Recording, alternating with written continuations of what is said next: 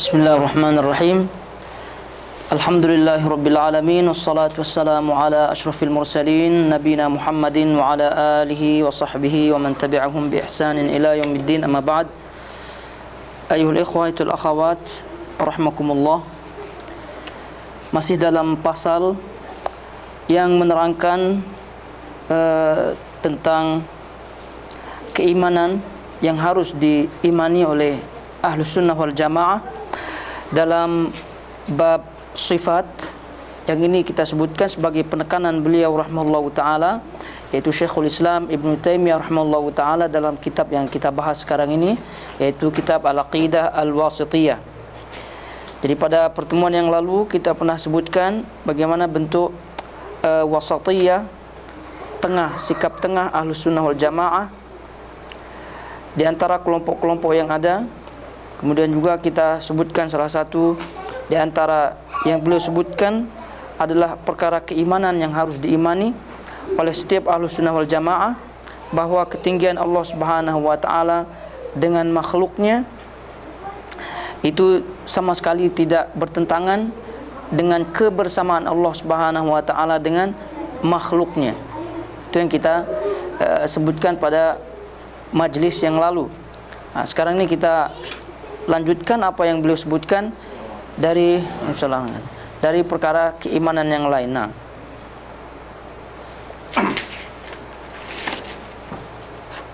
berkata Syekhul Islam Ibn Taimiyah, semua pembicaraan yang Allah sebutkan bahwasanya ia berada di atas arsy dan bahwasanya ia bersama kita adalah benar, sesuai dengan hakikatnya, tidak butuh kepada penyimpangan dan perubahan makna.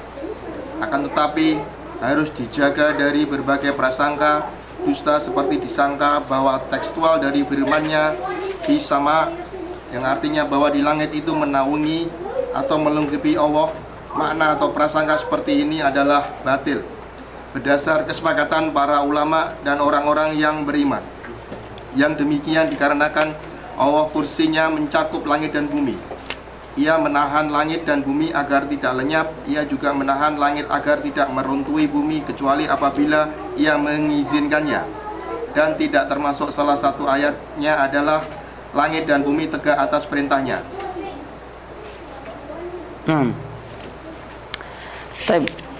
Selanjutnya yang beliau sebutkan, ya tentu kita baca kitab terjemahnya ini ya. Yaitu perkara yang wajib untuk diyakini tentang ketinggian dan kebersamaan Allah dan makna keberadaan Allah di atas langit, serta dalil-dalil yang menunjukkan hal tersebut. Itu dia. Jadi katanya di sini semua pembicaraan yang Allah sebutkan bahwasanya ia berada di atas arsy dan bahwasanya ia bersama kita adalah benar.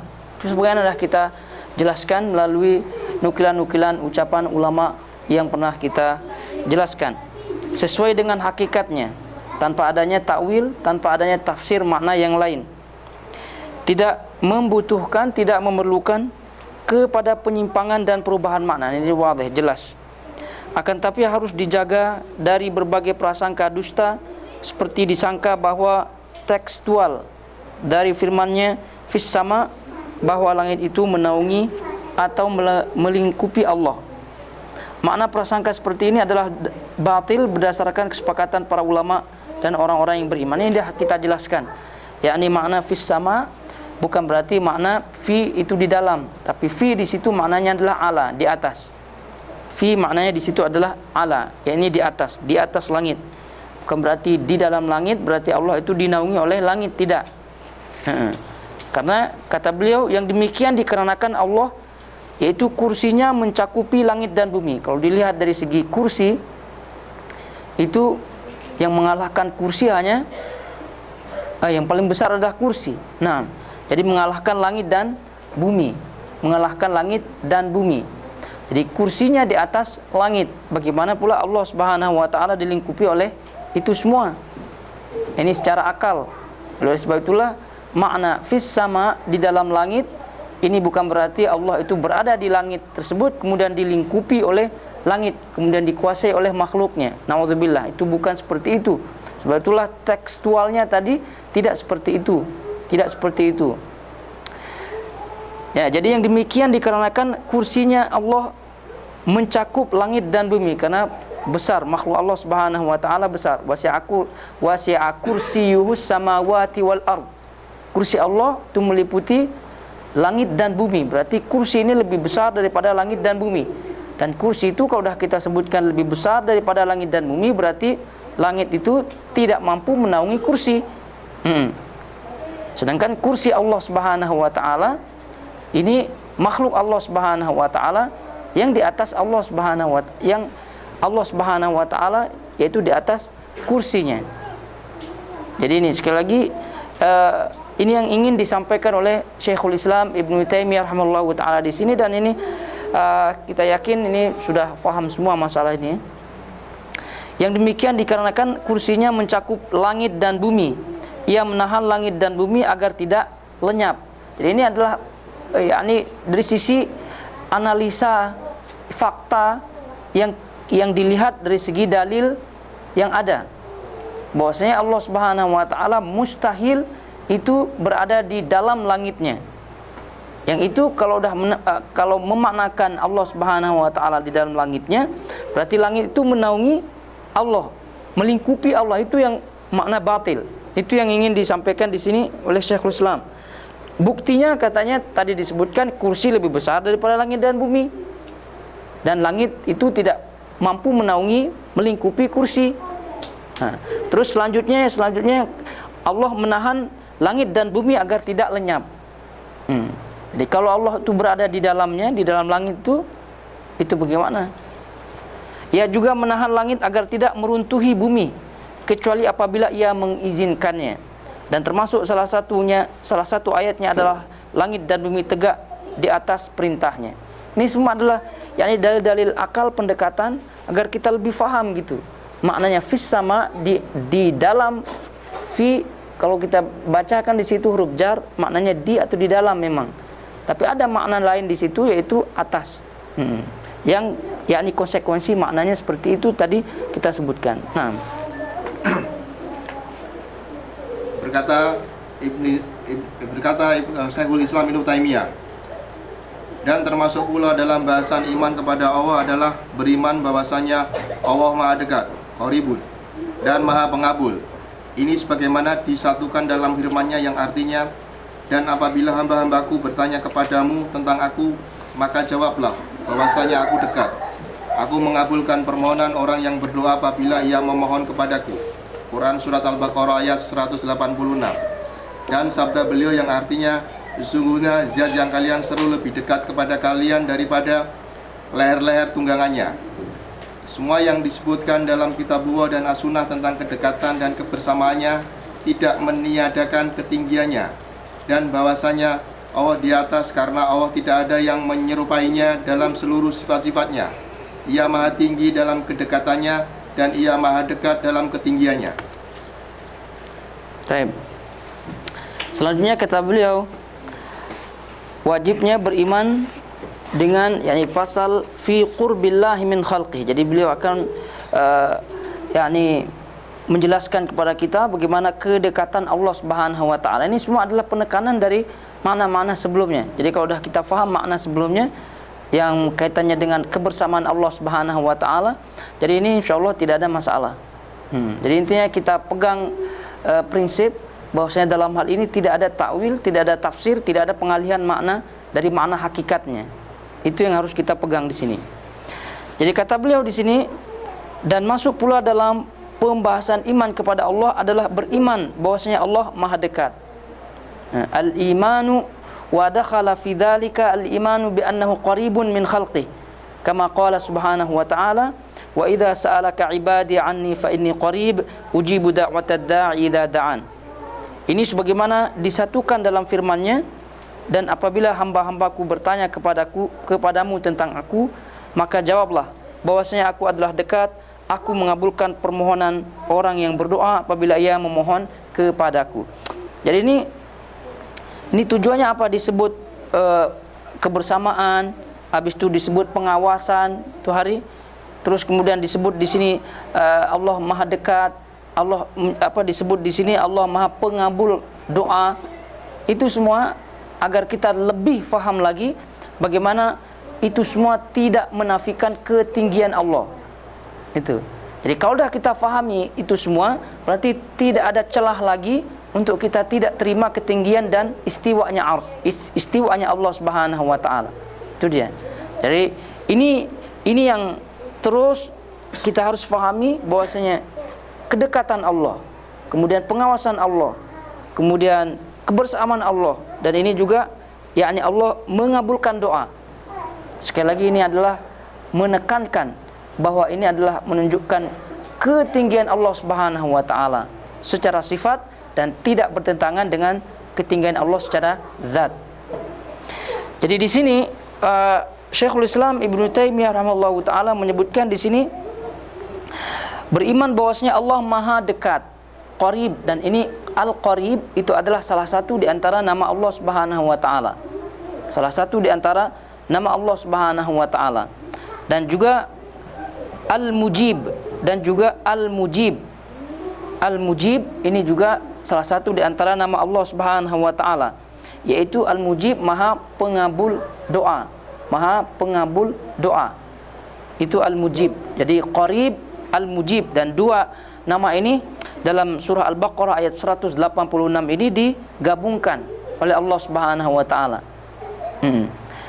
Jadi kedekatan Allah Subhanahu wa taala, kemudian Allah mengabulkan doa hambanya, ini sama seperti pembagian ma'iyah, yakni kebersamaan Allah Subhanahu wa taala itu dibagi menjadi dua, ada umum ada khusus.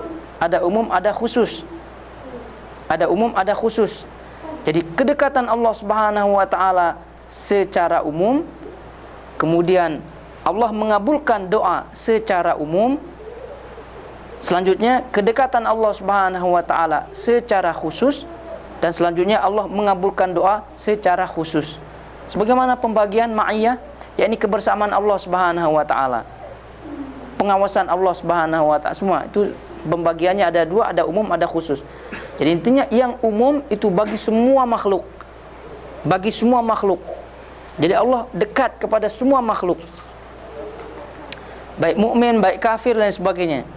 Jadi dekatnya Allah Subhanahu wa taala itu bentuknya Allah memberikan rezeki kepada mereka. Allah semua itu Allah menjaga, semua itu adalah bentuk kedekatan Allah Subhanahu wa taala kepada makhluknya.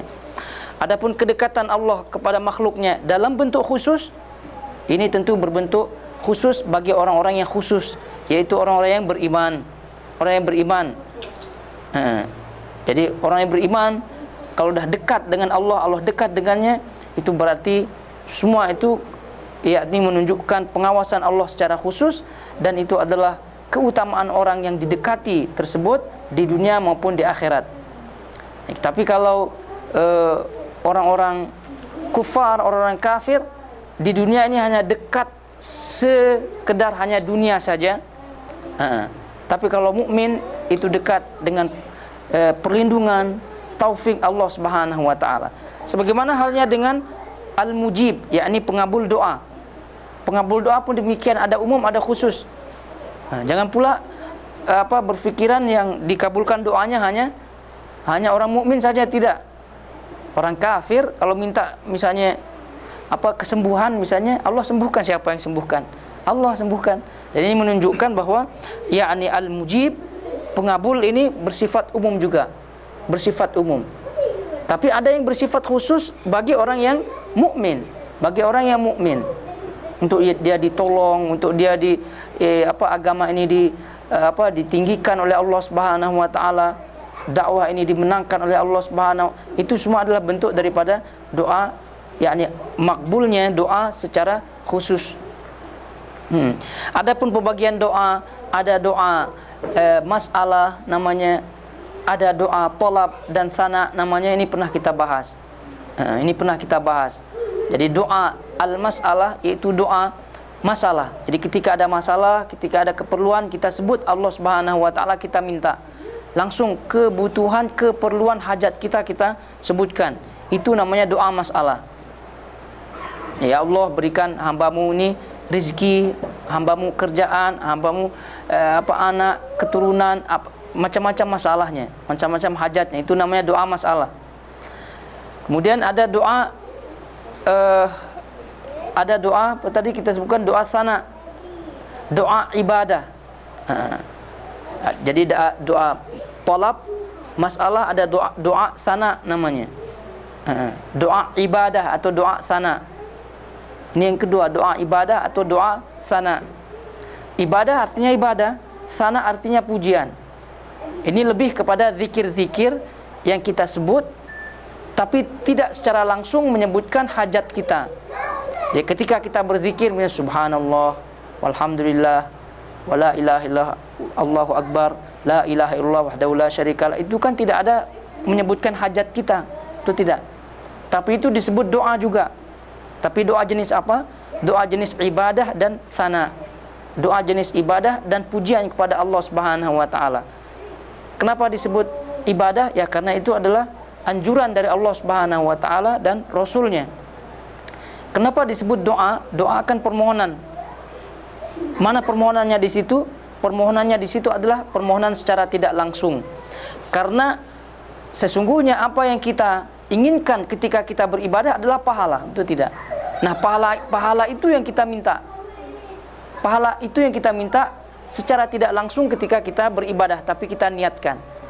Jadi apa yang kita misalnya zikir, subhanallah, walhamdulillah, tidaklah kita mengucapkan itu melainkan ada keinginan dalam hati kita, ada permohonan dalam hati kita, niat kita bahwasanya kita ingin mendapatkan pahala dari Allah. Nah, keinginan itulah sehingga itu disebut doa. Tapi jenis apa? Jenisnya adalah doa dan sana, bukan doa masalah. Jadi kalau ada masalah tadi kita sebutkan, ada masalah, ada hajat. Itu dia. Jadi oleh sebab itulah tadi kita sebutkan ini doa masalah itu ada, tentu ada dua. Ada yang umum, ada yang khusus. Itu doa masalah. Tapi kalau doa yang kedua adalah doa ibadah, doa sana, itu adalah doa khusus. Ya, tidak mungkin kafir akan menyebutkan doa ibadah dan doa sana. Yang namanya juga kafir. Jadi dengan ini sekali lagi perlu kita fahami hal ini, dan ini kita ulangi tujuan daripada Syekhul Islam bahwasanya ingin menetapkan bahwasanya itu semua tidak bertentangan dengan ketinggian Allah dan juga istiwa Allah. Terus di sini disebutkan wa qala an-nabi sallallahu alaihi wasallam innal ladzina tad'unahu aqrabu ila ahadikum min unuqi rahilatih. Jadi ini disebutkan oleh beliau, ini hadis-hadis sahih bahwasanya Nabi alaihi salatu wasallam menyebutkan hadis ini teguran kepada sahabat-sahabat beliau yang berzikir terlalu keras, terlalu kuat suaranya, bertakbir, berzikir terlalu kuat, terlalu keras suaranya. Sehingga ini teguran kepada sahabat-sahabat Nabi alaihi salatu wasallam. Apa kata beliau? Sesungguhnya zat yang kalian seru lebih dekat kepada kalian daripada leher-leher tunggangannya.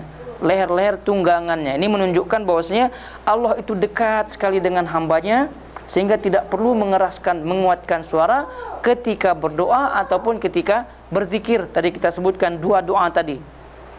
Jadi itu. Jadi ini pun diketahui dari sini bahwasanya kekeliruan orang-orang yang suka berzikir dengan suara keras, apalagi berjamaah misalnya. Ya kecuali kalau ada dalil-dalil khusus yang membenarkan hal itu. Misalnya ketika talbiyah misalnya. Talbiyah ketika haji, ketika umroh, itu memang disunahkan untuk laki-laki menguatkan, mengeraskan suaranya. Tapi kebanyakannya, dalam kebanyakan ibadah ini, itu kebanyakannya adalah munajat, yaitu kita dengan Allah Subhanahu wa taala saja. Ini menunjukkan Allah Subhanahu wa taala itu bersama kita. Allah menunjukkan dekat bersama hamba-hambanya. Jadi innal ladzina tad'unahu aqrabu ila ahadikum min unuqi rahilatih. Terus apa kata beliau? Wa ma dzukira fil kitabi was sunnati min qurbihi wa ma'iyatihi la yunafi ma dzukira min 'uluwihi wa fawqiyatihi fa innahu subhanahu laisa kamitsli syai'un fi jami'i nu'utihi wa huwa 'aliyyun fi dunuwihi qaribun fi 'uluwihi.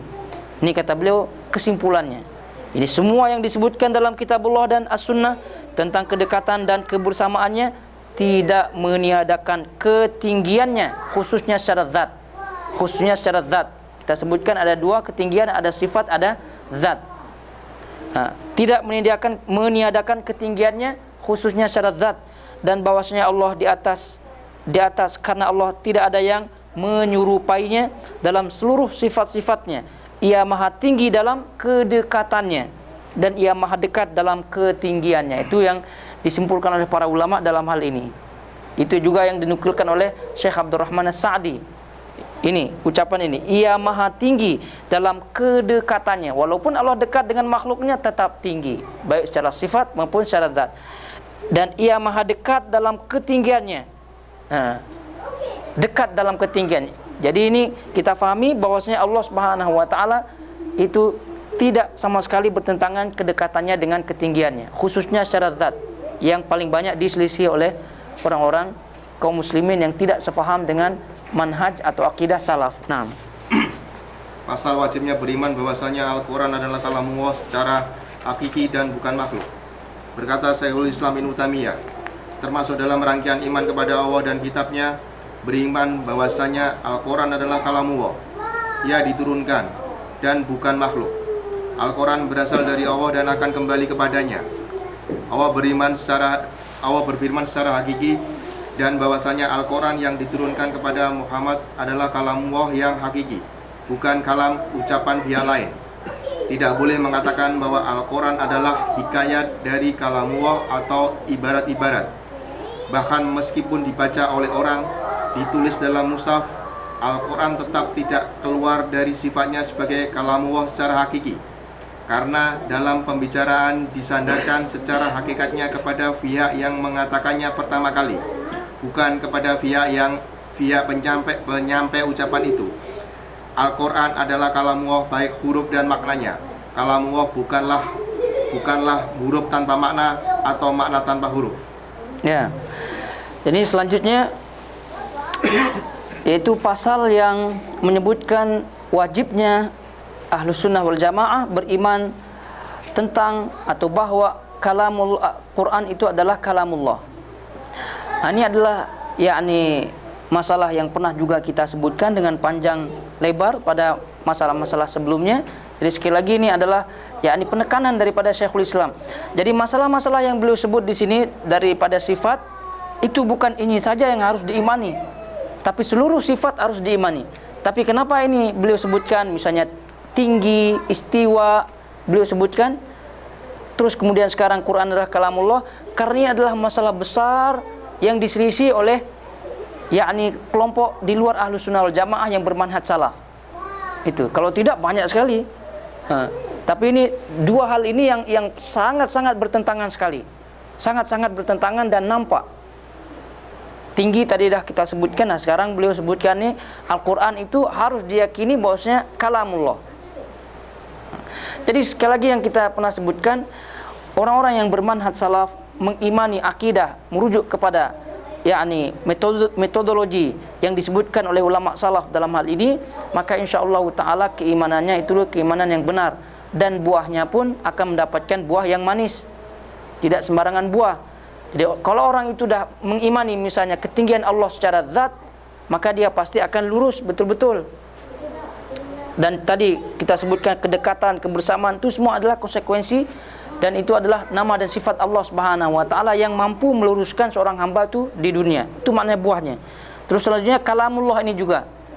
Quran adalah kalamullah. Jadi kalau kita fahami dengan imani, kemudian kita fahami, imani menurut pemahaman salaf, sahabat dan tabi'in sesuai dengan apa yang disebutkan oleh Syekhul Islam ini, kita akan lebih khusyuk dalam membaca Quran. Karena kita yakin bahwasanya apa yang kita baca sekarang ini adalah kalamullah. Kalamullah.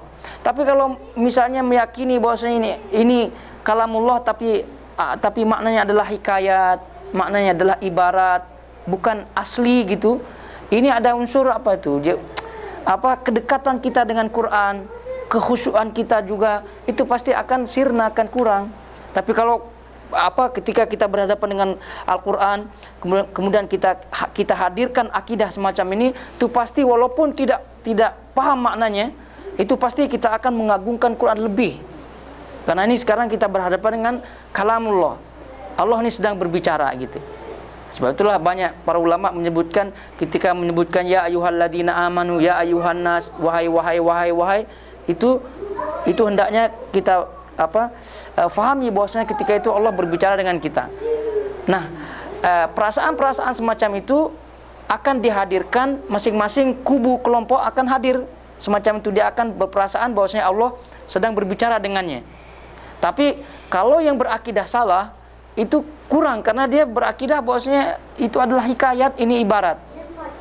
Jadi tulisan-tulisan kemudian lafaz-lafaznya itu hikayat. Nah, ini orang-orang yang menyelisihi. Tapi kalau orang-orang ahlu sunnah wal jamaah yang benar-benar merujuk kepada akidah salaf, maka dia akan yakini betul-betul. Terus pengagungannya akan betul-betul hadir, khusyuknya betul-betul akan menyeluruh pada tubuhnya. Sehingga ketika dia baca ya ayuhan nas, ya ayyuhalladzina amanu, ini betul-betul ini kalamullah nih. Kalamullah berarti Allah sedang memanggil. Gitu. Ini perintah Allah betul-betul melalui lafaznya, melalui kalamnya. Itu dia. Dan kalamullah ini, kalamullah kita pernah sebutkan, kalau dilihat dari segi sifat, ini sifat Allah Subhanahu wa taala. Ini masuk ke dalam sifat dzatiyah, masuk ke dalam sifat fi'liyah. Sifat zat artinya kalamullah, ya Allah berucap, Allah berbicara, kalam berbicara, berucap. Itu secara zat itu tidak boleh dilepaskan. Itu tetap melekat pada zat Allah. Jadi tidak boleh disebut kalamullah itu tidak secara zat. Maknanya Allah kalau dilepaskan dari zat berarti maknanya bisu. Itu sama dengan kita pun memiliki sifat kalam, baik secara zat maupun secara sifat. Secara zat alhamdulillah Allah memberikan kita mampu untuk berbicara. Berarti pembicaraan ini selama kita masih berbicara, maka sifat kalam secara zat itu tetap menempel pada diri kita.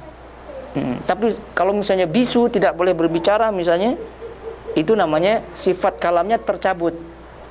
Nah, bagi Allah Subhanahu wa taala tidak bisa tercabut selama-lamanya.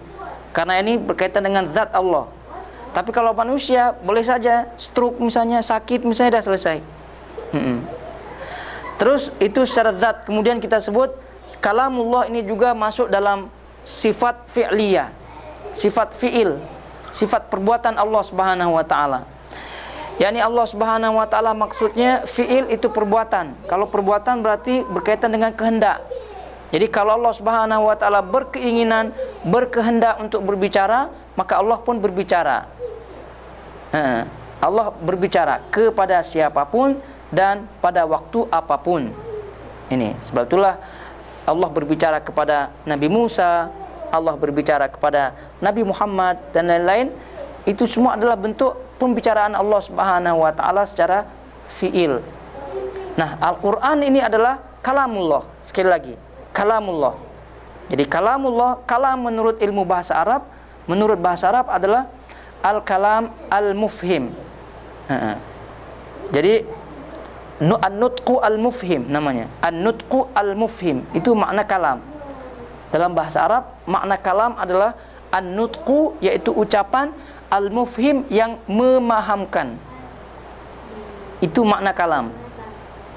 An-nutqu al-mufhim, ucapan yang memahamkan.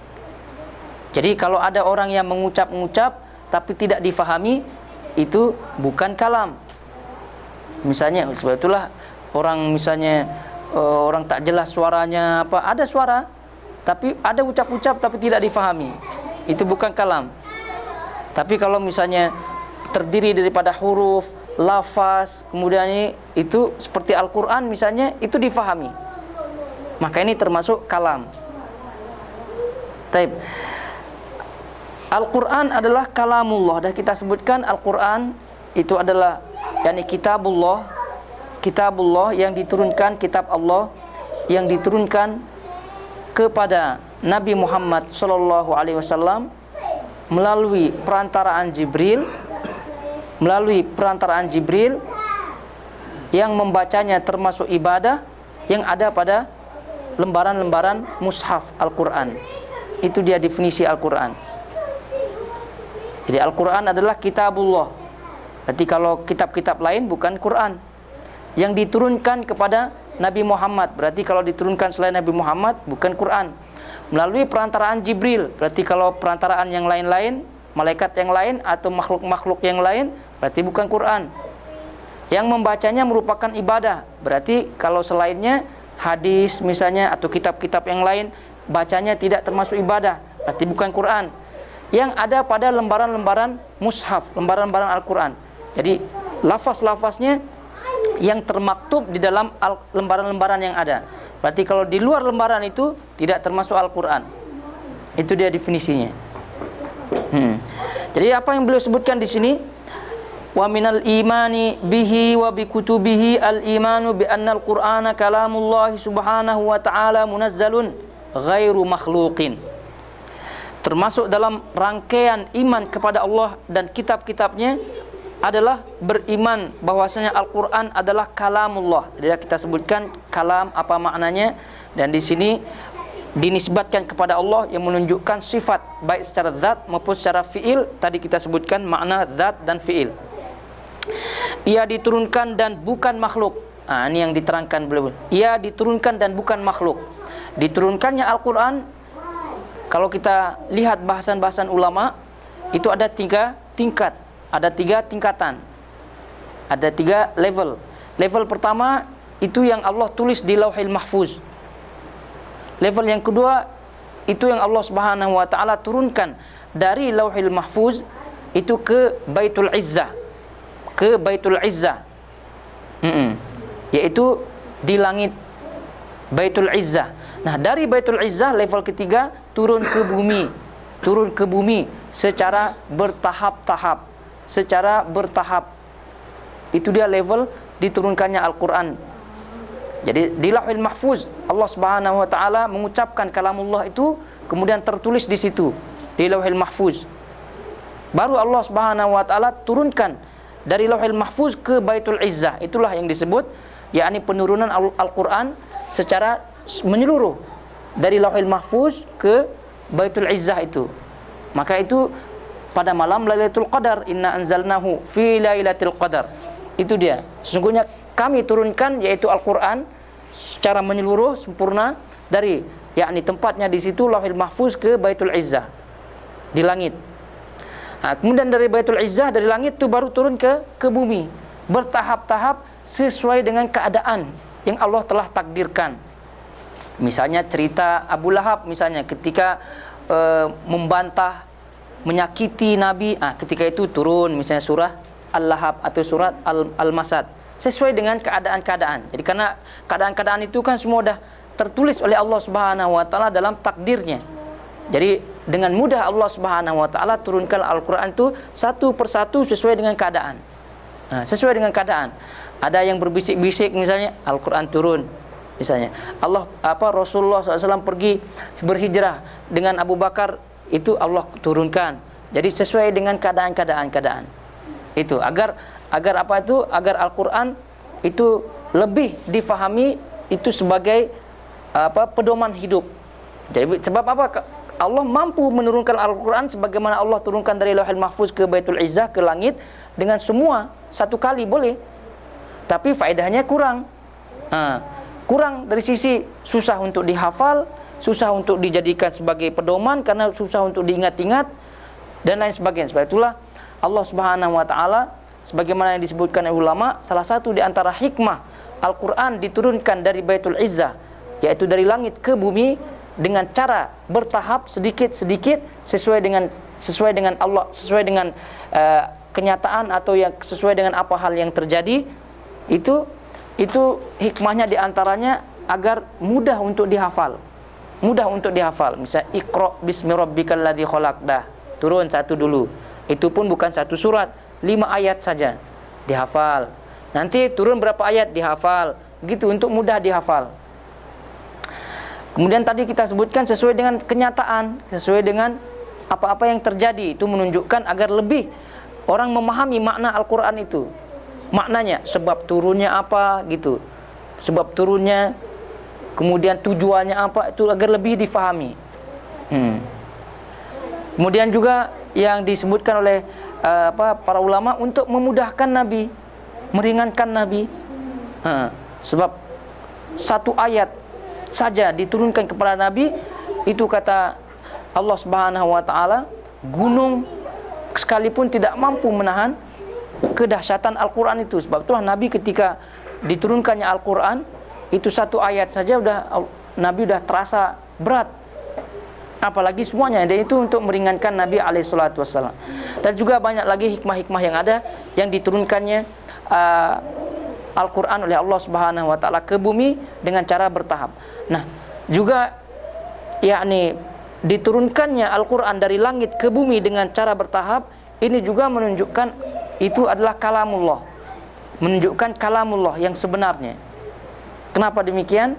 Karena kalau hanya menyebutkan ibarat-ibarat saja, sebagaimana disebut di situ, hikayat saja, tak perlu adanya Jibril betul-betul secara lafaz per lafaz mentalkin Nabi, mengajarkan Nabi itu Al-Quran.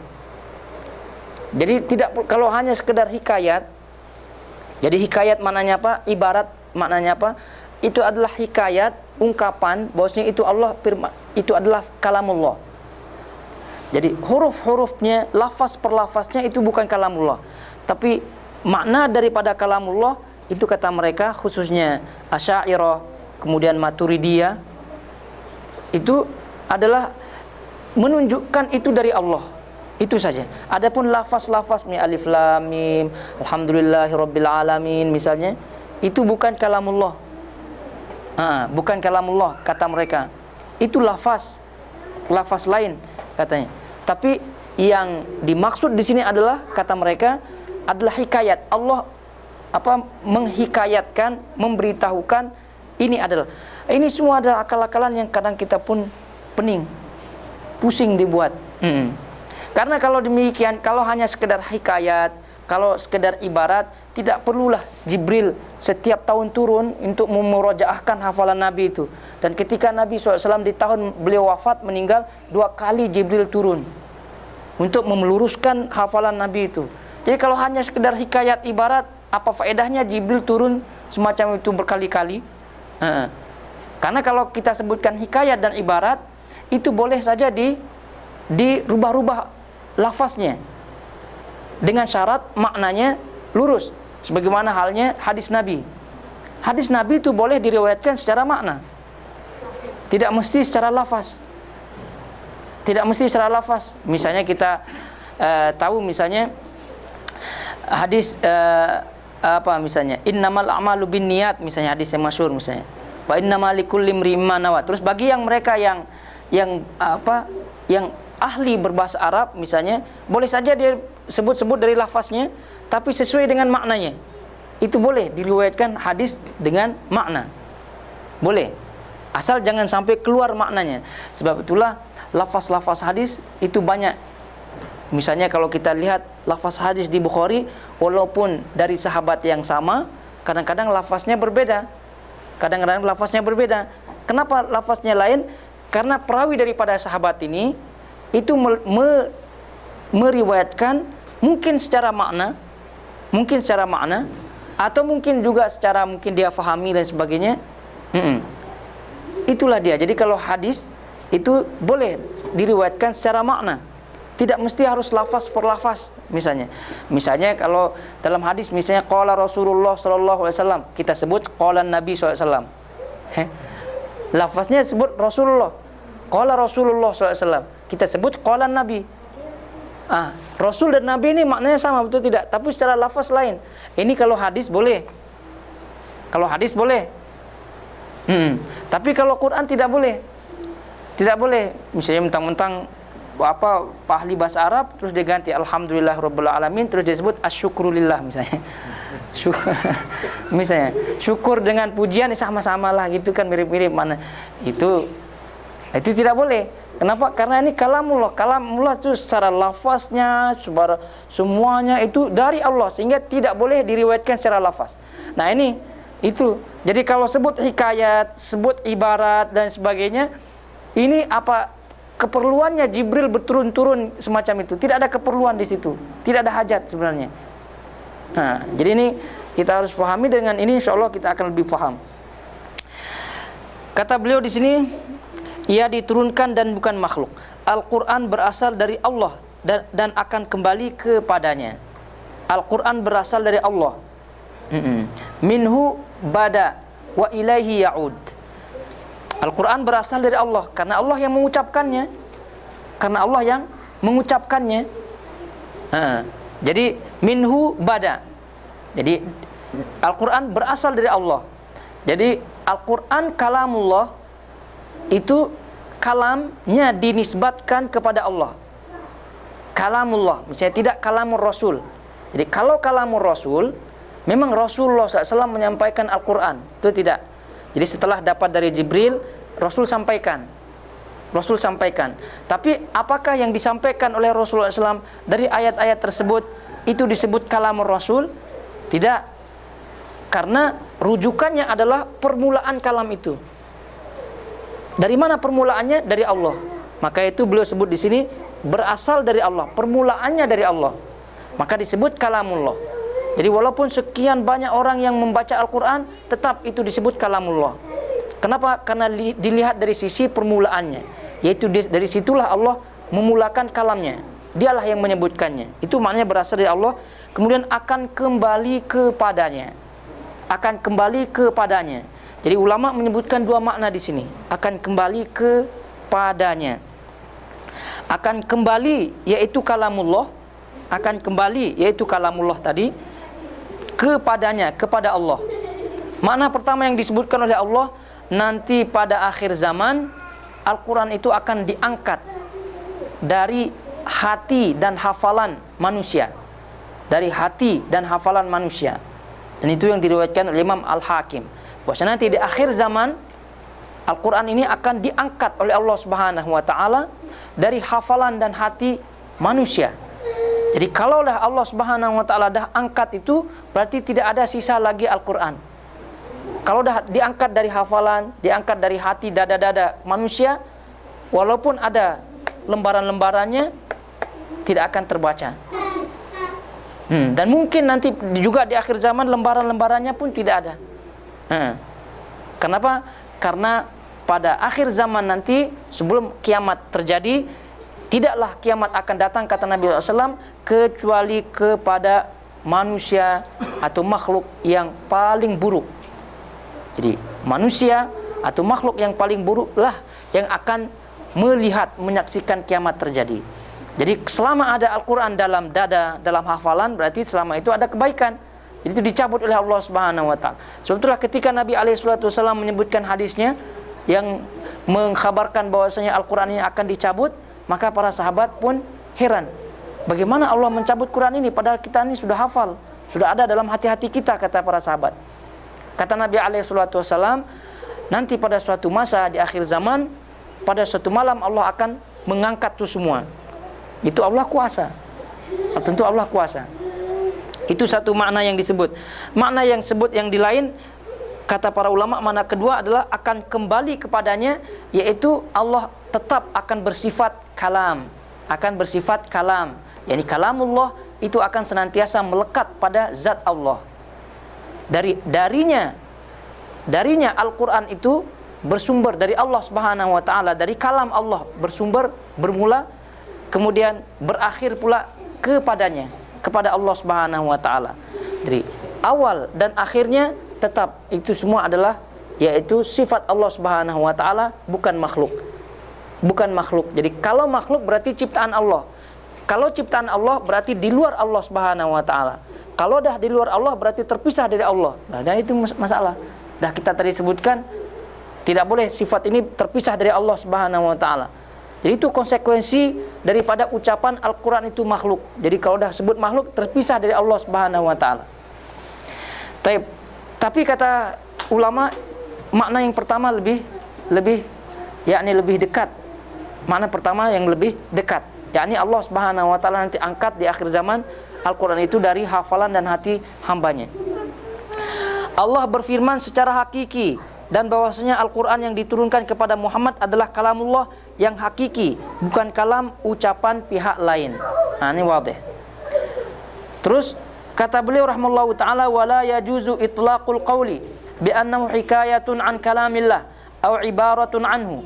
bal idza qara'ahu an-nasu aw katabuhu fil masahif lam yakhruj bidzalika an yakuna kalam Allah subhanahu wa ta'ala haqiqatan fa innal kalama innama yudafu haqiqatan ila man takallama bihi mubtadi'an la ila man qalahu muballighan muaddiyan.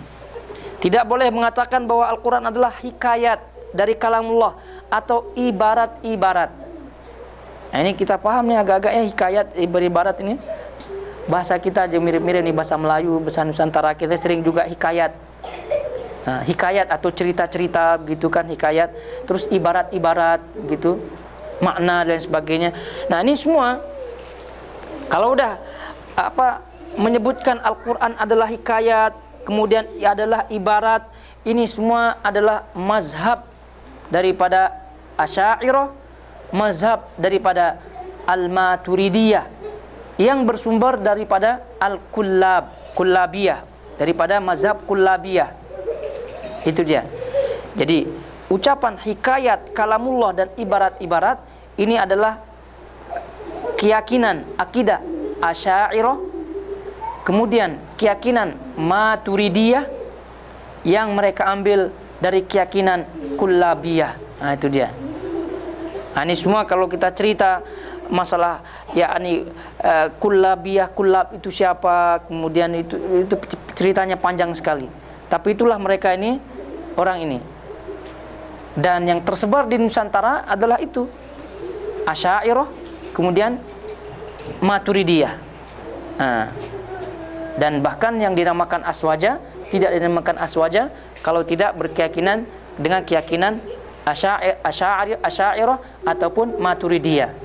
Nah, padahal kalau kita lihat, kalau kita baca, kalau kita detail mempelajari, ini sungguh bertolak belakang, sungguh jauh sekali.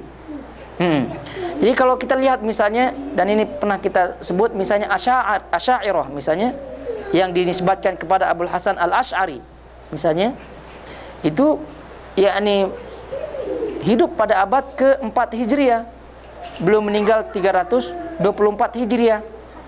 Maturidiyah pula tidak jauh-jauh dari itu, meninggal 333 Hijriah misalnya. Itu udah di zaman-zaman di zaman-zaman setelah zaman Bukhari. Kalau kita bandingkan dengan zaman Imam Syafi'i, dah jauh. Nah, sumber mereka tadi Kullab. Abdullah bin Sa'id Al-Kullab. Jadi dikatakan, digelari Al-Kullab. Ini namanya Abdullah bin Sa'id Al-Kullab. Jadi kullab ini dari kata kilab, dari kata anjing. Tapi jangan salah paham. Orang Arab zaman dahulu menyebutkan sebagian binatang yang kita anggap misalnya jijik ya, itu dari segi fisiknya ya, tapi dilihat dari segi sifatnya. Maka banyak misalnya ada nama Arab misalnya Fahad misalnya. Fahad itu macan tutul istilahnya, itu Fahad itu. Jadi macam lion lah itu. Jadi sifatnya supaya dinamakan itu supaya lebih untuk untuk pemberani. Misalnya dinamakan anaknya misalnya tadi Kilab misalnya, Bani Kilab kan ada tuh. Itu bukan dari segi fisik anjingnya, tapi lebih kepada agar setia. Karena anjing itu sifatnya setia. Jadi supaya setia. Nah, ini pula kenapa dinamakan Kullab dari kata kilab, dari kata anjing. Kenapa? Karena menunjukkan kelihayannya, kepandaiannya di dalam berdebat. Karena kalau dia berdebat itu pasti lawannya itu kalah. Sebagaimana halnya anjing ketika menggigit daging. Jadi anjing tuh kalau udah menggigit itu kuat sekali gigitannya, terus akan dibawa mangsanya itu anjing. Itu kebanyakannya tidak tahu, mungkin kenapa tidak serigala misalnya, kenapa tidak misalnya lion misalnya, anjing. Itu anjing pun kuat tuh, kalau udah menggigit tuh susah untuk dilepaskan. Itu jadi nisbat kepada yang itu. Itu menunjukkan bahwasanya Kullab ini, Abdullah bin Sa'id ini luar biasa kemampuannya dalam berdebat. Nah, dia hidup di zaman abad ke-3 Hijriah. abad ketiga Hijriah, yaitu sebelum Abul Hasan, sebelum Maturidi. Begitu. Jadi khilaf ulama di situ meninggalnya. Ada yang meninggal ya, sekitar tahun 240-an dan sebagainya awal. Sehingga dia yang berdebat melawan Mu'tazilah ketika di zaman Al-Ma'mun. Al-Ma'mun itu dia berdebat di situ. Nah itu jadi Kullab ini, kata Syekhul Islam Ibnu Taimiyah rahimahullahu taala, ini pandai dalam berdebat, dan juga dia melawan daripada Mu'tazilah yang mengatakan Quran itu adalah makhluk. Kemudian juga sifat-sifat yang lain. Dan perlu diketahui, jadi kalau kita melihat ini yang disebut oleh Syekhul Islam bahwasanya dari tiga ini, Asy'ariyah, Asy'ari, kemudian Maturidi, itu mengambil ilmu atau terpengaruh oleh Kullab tadi. Terpengaruh oleh Kullab tadi. Tapi pengaruh daripada Kullab ini tidak 100%. Karena Kullab ini kata Syekhul Islam lebih dekat kepada manhaj salaf daripada Asy'ariyah dengan Maturidi. Karena kalau Kullab dia menetapkan istiwa, menetapkan ketinggian, menetapkan mata, menetapkan wajah, menetapkan tangan. Dia tidak takwil. Tidak takwil. Dari sebagian sifat saja yang dia takwil. Contoh ini kalamullah, dia takwil. Tapi kalau Asy'ari, Maturidi itu seluruhnya itu mereka tidak terima. Dia takwil. Dia rubah maknanya. Sebab itulah kata Syekhul Islam lebih dekat nih Kullab ini. Tapi masalahnya kalau kita lihat, kenapa dia tidak 100% mengikuti Kullab ini, Asy'ari misalnya? Karena kalau kita lihat fase atau tingkatan tahap daripada kehidupan Asy'ariyah, kehidupan Abul Hasan Al-Asy'ari, kalau kita lihat biografinya, itu dibagi dalam 3 fase, 3 tahapan. Yang pertama adalah tahapan Mu'tazilah. Tahapan Mu'tazilah. Jadi bapaknya meninggal dunia, kemudian ibunya menikah dengan Ali Al-Jubba'i. Ali Al-Jubba'i ini adalah tokoh ulama Mu'tazilah pada zaman itu. Sementara Abul Hasan Al-Asy'ari masih kecil, ya tentu ikut bapak tirinya, itu tidak. Ya bapak tirinya ini adalah yang memeliharanya. Ya sangat susah untuk Asy'ari tidak terpengaruh, tidak masuk akal juga untuk dia tidak, sehingga 40 tahun lamanya dia bermazhab Mu'tazilah. 40 tahun bermazhab Mu'tazilah. Ini tentu akibat pengaruh daripada bapak tirinya. Bapak tirinya. Sebab itulah kalau mau menikah itu lihat-lihat dululah. Kasihan anaknya. Gitu, dilihat-lihat dulu. Itu Mu'tazilah. Kemudian setelah itu terjadi perdebatan dia dengan bapak tirinya, karena ini Abul Hasan Asy'ari termasuk diberikan Allah kepandaian yang luar biasa. Jadi mengkaji, berdebat dengan bapaknya sehingga dia tidak setuju. Akhirnya singkat kisah keluar daripada mazhab Mu'tazilah. Dah, selesai. Singkat cerita. Kemudian baru masuk ke tahapan kedua. Tahapan kedua yaitu tahapan terpengaruh oleh Kullab tadi. Terpengaruh oleh Kullab, mazhab Kullab, Abdullah bin Sa'id Al-Kullabi. Itu dia, terpengaruh. Karena kenapa terpengaruh? Karena melihat konon Kullab ini adalah mazhab atau akidah yang tengah. Kalau Mu'tazilah tadi ekstrim dalam menafikan, kalau Kullab itu sepertinya tengah-tengah. Tidak menafikan, tidak juga menetapkan, tapi dah tengah-tengah lah mungkin. Misalnya kalamullah misalnya, Mu'tazilah sebut makhluk. Nah, kalau dulu ketika Abul Hasan Al-Asy'ari ketika Mu'tazilah, dia tidak banyak berbicara dan dia yakini itu adalah makhluk. Tapi setelah dia memahami ilmu, maka dia pun merujuk kepada Kullab yang tadi disebutkan, sepertinya bermazhab tengah-tengah. Mu'tazilah berpandangan Quran adalah makhluk. Kullab berpandangan apa tuh? Bukan makhluk. Bukan makhluk. Tapi dia ini adalah hikayat. Hikayat dan ibarat. Hikayat. Hikayat. Itu yang disebut dengan kalamun nafsi. Kalamun nafsi, ucapan dalam jiwa, ucapan dalam hati. Nah, ini kullab inilah yang paling pertama yang memunculkan mazhab ini, akidah ini.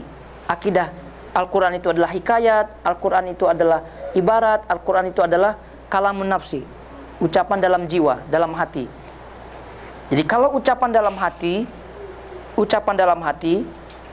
itu yang hanya mengetahui hakikatnya adalah yang mempunyai diri, yaitu zat Allah Subhanahu wa taala.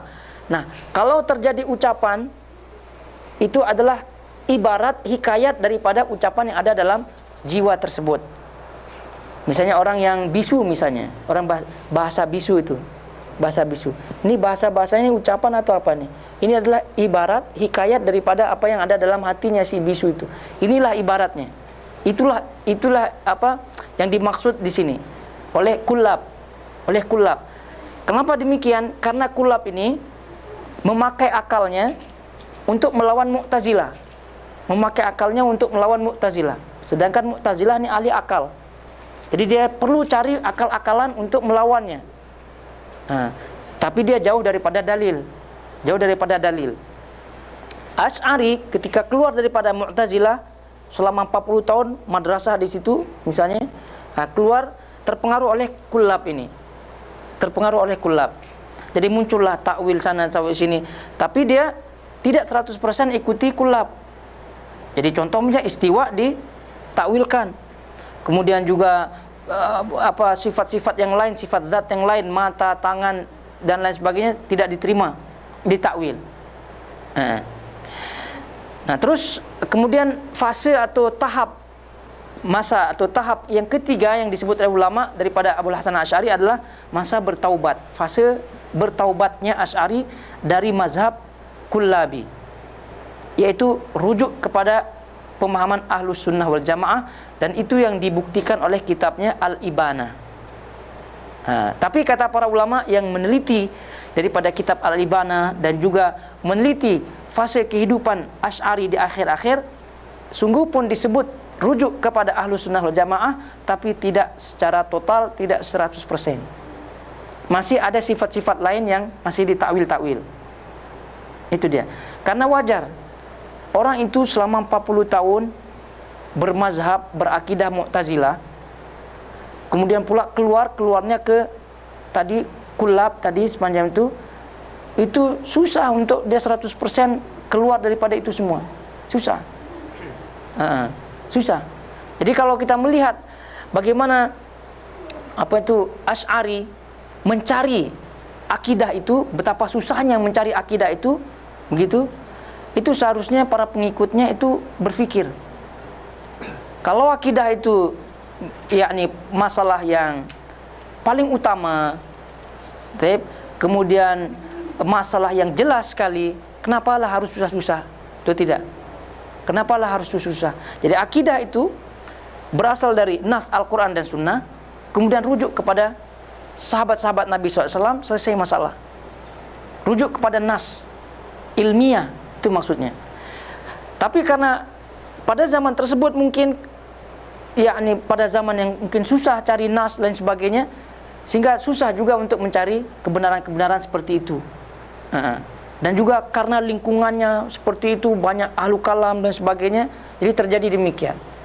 Jadi sekarang kita alhamdulillah tidak perlulah itu nas kita banyak sekali, bahkan terlalu banyak sehingga tidak terbaca, tidak difahami dan sebagainya. Itu. Kalau zaman dahulu wajar, zaman dahulu itu. Sebab itulah kalau orang yang menisbatkan dirinya mazhab Syafi'i, akidah Asy'ari, ini kasihan. Kenapa kasihan?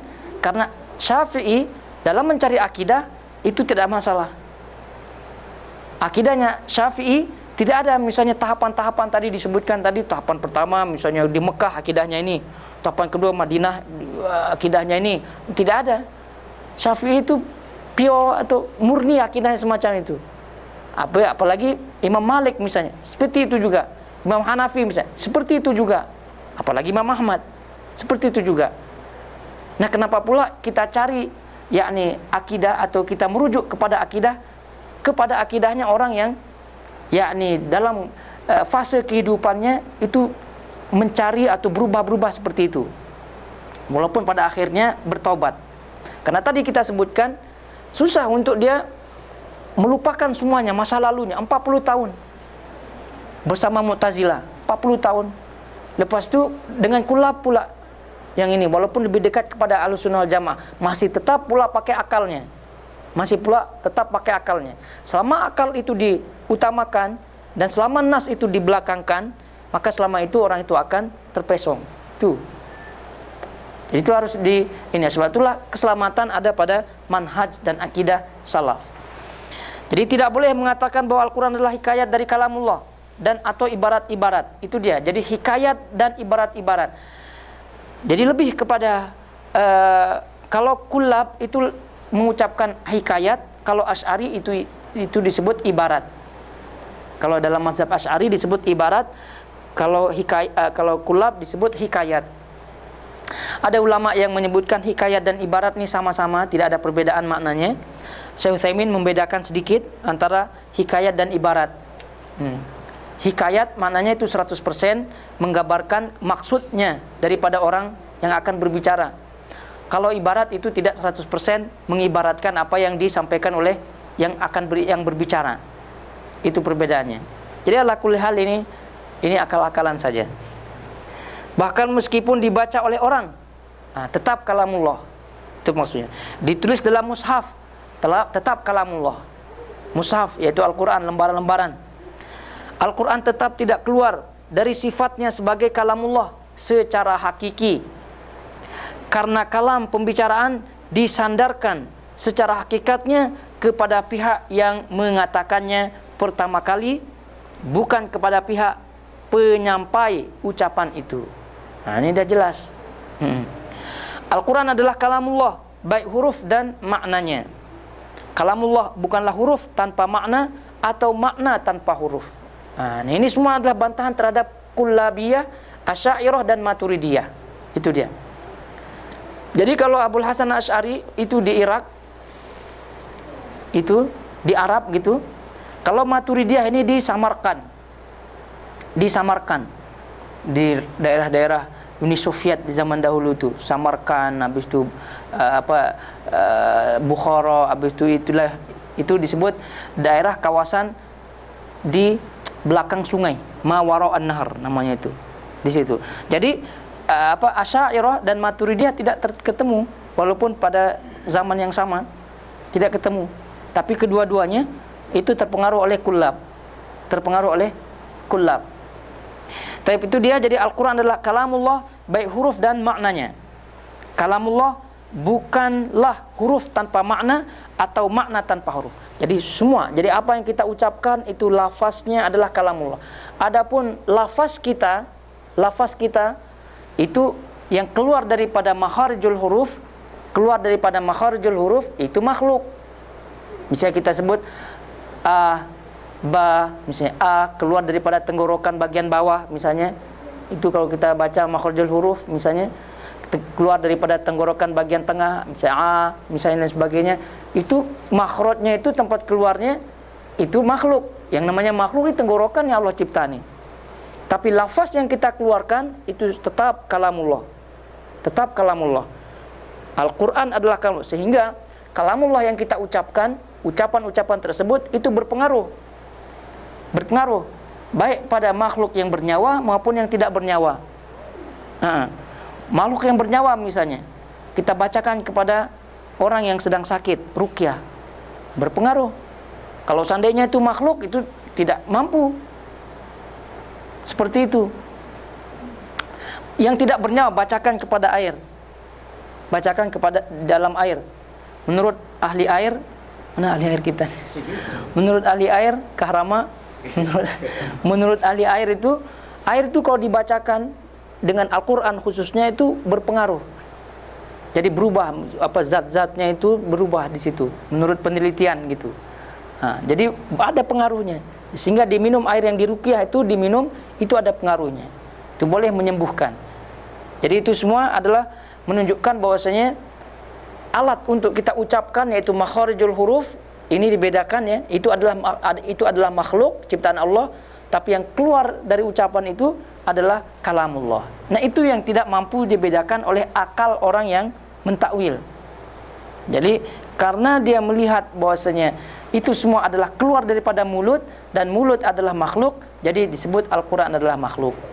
Nah, dan juga karena itu makhluk, jadi menunjukkan Allah itu menyerupai makhluknya.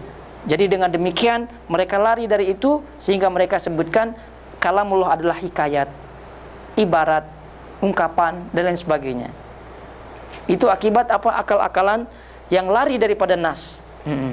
Baik, ayo ikhwatul akhwat semuanya, kiranya sampai di sini bahasan kita, yaitu bahasan tentang kaitannya dengan keimanan terhadap sifat-sifat Allah Subhanahu wa taala, yaitu sebagian sifat yang banyak diselisihi oleh sebagian kaum muslimin. Kemudian insyaallah pada pertemuan depan kita akan masuk kepada yakni keimanan terhadap hari akhirat dan hal-hal yang terjadi di dalamnya. Sampai di sini kiranya. Wassallallahu ala nabiyina Muhammad wa ala alihi washabbihi wasallam. Wassalamualaikum warahmatullahi wabarakatuh.